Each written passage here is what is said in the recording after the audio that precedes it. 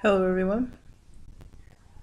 So this video is part two to a video that I did a few months ago that was called "We Are Not Slaves." And in that video I was talking about how through ancestor communication that I was being led to find out the truth that we are not black and that we're natives to this land. And I said that I was going to do some more digging and find out some more stuff. So in all the digging and stuff, I found out that I am not the only one with these thoughts. I am not the only one that the ancestors are speaking to. We just don't quite know who our ancestors are. And it's interesting to me that we get all these other things shoved down our throat. Once you feel like you're becoming conscious and waking up and realizing things, it's like the rabbit hole just got even deeper. Like you don't even know. So I was talking with my grandma because that's the eldest in my family. My grandma is the oldest out of her siblings and stuff. So that's the oldest living elder in my family right now. Um, and I couldn't let it rest. Um, so even though she gets real irritated and annoyed, or she acts like she's irritated anyway, because I be asking a million questions. I always been that way with her, and she always be like, "What the hell? What you asking me all these questions? What's wrong with you?" So I start asking her questions again. And some of the stuff I asked her before, but you got to ask the right things to my grandmama. You ain't going to find out nothing. Like, she won't openly tell you anything. She doesn't feel like it's important, so she's not going to openly tell you anything. She hides a whole lot of information in. So you have to ask her the right questions, and she'll act annoyed and be like, "What you want or what you want to know for?" But she'll tell you. So I ended up getting names. I ended up getting date of births and relationships and who came from where and also the kind of stuff from her. And as I'm matching up these dates of birth and stuff, I'm like, so hold on, this some of these people's dates of birth go back during slavery times. And she was like, who slavery? I was like, slavery times. I was like, hold on, let me Google this. I was like, wait, slavery wasn't abolished until like 1865. That means your grandmother was a slave. And she was like, whose grandmother was a slave? My grandmother wasn't no slave. Why no slaves in our family? What you talking about? She was like, who told you something about some slaves being in our family? Or slaves, period. Who told you that?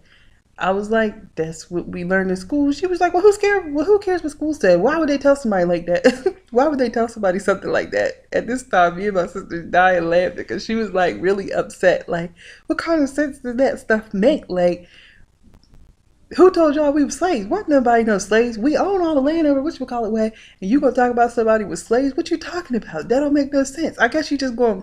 How you gonna talk about my grandmother like that? She wasn't no damn slave. All this other kind of stuff. She was like, ain't no slaves in her family. Who the hell told you that? Like she was really upset, and we was dying laughing. But she was like, y'all making all these crazy assumptions about something just because some white people teach you something in some school. Oh, Lord forgive me. I didn't mean it. I'm not prejudiced or anything. I don't really care. But she was like, but that ain't no truth. That ain't no truth. Wasn't nobody no slave. And this is interesting because why are we sending our children to school to be taught stuff that isn't true? To be taught that you were a slave. Why is it pushed? This goes on to like concrete my belief in the fact that it's fed to us so that we believe it about ourselves when it's not true. Not true at all. Yo, my grandma was hyped. She was so mad. I had to like change the topic. She was so mad talking about somebody a slave. What do I know slave? But think about it. The movies point to that stuff. The books point to that stuff. The school teaches you this stuff. They got these pictures and shit, bringing up anger, bringing up emotion, bringing up pain that didn't happen to a majority of us. I mean, not to say we didn't go through pain. Yeah, our fucking land was stolen, and you know what I mean. A lot of the tribes were broken up. A lot of us were forced to the opposite side of this country, where we don't belong, and forced out of our native lands and stuff. Of course, we hurt and we're upset. The pain is real. It's a real thing. But I'm saying though, some of that shit ain't real.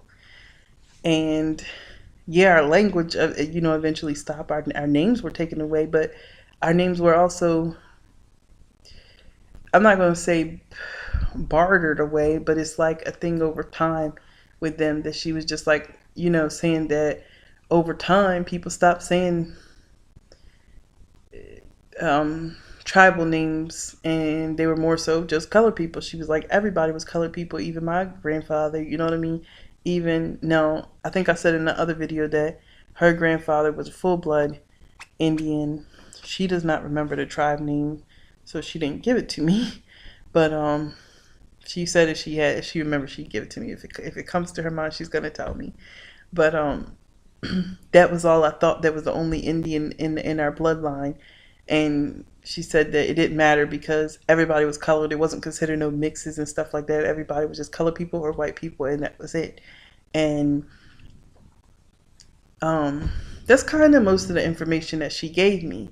And so I went on to talk to one of my cousins. Now, this cousin is my great aunt's daughter, which is the younger sister of my grandmother. She just had her really old age because she's actually younger than me. Um, this cousin is younger than me. So um, they moved to Georgia when we were kids. They moved to Georgia. So I was talking to her recently, actually about Ifa and stuff like that. Um, and just catching up. And I was telling her I was talking to my grandmama. She's like, "Oh, what is she up to?" All sorts of kind of stuff. And I was like, "Oh, I was picking information out of her because I'm trying to find out some stuff." And she was like, "Oh, well, didn't anybody tell you about Kent Island?" And I was like, "What about Kent Island?" And she was like, "You don't know we own that place?" And I was like, "What you talking about?" I said, "No, nobody never told me that. Tell me." And she was like, "Oh my God, I heard this story backwards and forth. Like my mom would tell this every freaking day." It felt like she's like, so Kent Island, for those of y'all that don't know, so I'm from Eastern Shore, Maryland. You right now I live in Baltimore. So when you come across the bridge from Baltimore, the opposite side of that is Kent Island. It's the first thing that you hit. And it's like, well, a rich white people area. There's like $1 million beach houses and all kinds of boat docks and all kinds of stuff out there. It's expensive. I got gas there before, and there's stores and stuff. It's kind of, yeah, it's expensive. It's really nice looking, but it's expensive. So that's not. I mean, of course, modern world, you're not going to be like, oh, indigenous people lived here, but no, she's like, all of that was our land. That was black land. That was black people land. It all belonged to them since the beginning of time. And when white people, the settlers and stuff started coming, they lived amongst us. They worked for us. And then as they came up, you know, as they began to come up and stuff, they wanted that land so bad. Now, this at the time where my family is from is like further out Eastern Shore. Apparently, at that time, white people lived out Eastern Shore area, not us. We lived on Kent Island and its surrounding areas. And so they wanted this land so bad that they started raising taxes and the cost of things and, um, well, other racist white people shit like sending the Klan through, causing fires and all sorts of kind of stuff to get people to leave the area. So eventually that did happen. But apparently that is where my great grandmother came from, the one that is deceased, the one that I make the most contact with. That is where her family came from. Before she was born in Easton, which is an area in the Eastern Shore. Um, so this is just, it's amazing to me to find out the information and find out where exactly we came from as a people. But even better, we come from a tribe called the Nanticoke, and the Nanticoke are now considered extinct legally. Well, actually, that's more like 300 or 400 years ago that they got considered extinct. And it makes further sense of the fact that if they started calling us colored people way back when, before you were anything else, you was a colored person. And so we lost our name, we lost our tribe, we lost our language. But where I'm like, the rabbit hole gets deeper, like it's just shocking to me, is come to find out the Nanticoke are relatives with the Nanticoke. And I grew up in a Nanticoke town, like from the age of, 10 on. In a Nanticoke town, amongst other Nanticoke kids, going to the powwows. They had a museum there. They had Nanticoke language classes and stuff, which I didn't attend. But here I am sitting right next to the people of my people most of my life. So I'm just like, yo, what the fuck right now? Like, when I first heard this information, I was just ready to cry because you sitting up here getting taught that you from Africa, getting taught that we supposed to be something else. Or that, I don't know, you sit up here getting taught that you from Africa and get these blood tests and find this lineage and find that lineage. And you see so many people come up with this unidentified blood.